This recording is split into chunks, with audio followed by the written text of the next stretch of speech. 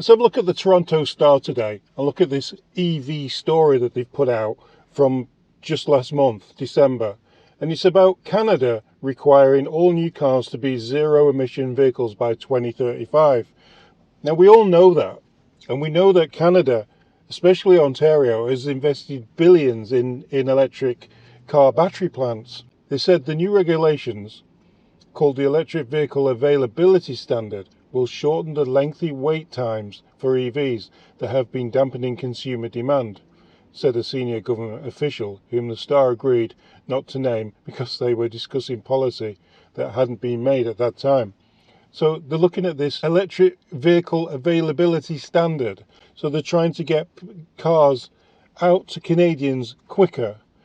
But what they're saying is, rather than being a way to force new technology on consumers, it's been sold as a way to guarantee that people who want EVs will be able to get them more quickly.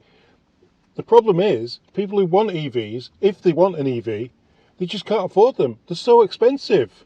They're saying this is helping to solve one of the greatest barriers to EVs uptake, that wait times are too long, they said. It's not wait time. Well, no, it's not wait times. So I heard Kia are actually hiding cars in a parking lot. Yep, well, that's another story. It's not wait times, it's the fact that EVs are really, really expensive and people just can't afford them. People are lining up at food banks, and this government wants them to go out and buy an $80,000 to $100,000 car rather than use like a car for a fraction of the price. While auto manufacturers have been investing tens of billions of dollars in transforming their production lines to make EVs, including building 3 new major plants in Ontario, they have also been pushing back against the regulations ever since they were released in a draft form last year. Again, the auto manufacturers aren't investing all the money. It's taxpayers in Canada are investing money. The auto manufacturers are supposedly bringing jobs, but as we all know from previous, they're not bringing Canadian jobs. It seems to be thousands of jobs from abroad being brought in. Canadians drive the least fuel efficient cars in the world. No, they don't.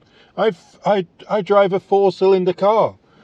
Everybody I know has a 4-cylinder car. Nobody is buying the big cars, the big stuff, unless you're Justin Trudeau and you're riding through the streets with a lineup of 4 V8 bloody Chevrolet blacked out cruisers.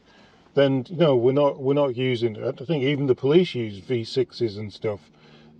But people on the street, public people, are not using big cars. They're not. It's not. This isn't right. That's not right. And they'll continue to. No, they won't continue to do so until they're offered affordable zero emissions vehicle. No, no. It's bull. Canadians are not driving huge big trucks and cars just for the fun of it. The only people who are driving them are people who need them for the work. And most people, almost everybody who you probably know and I know, if they're not driving it for work, they're driving a smaller car. Yeah, SUV like this, which is a 4-cylinder. Anyway, it's enough of that today. See you on Sunday, guys.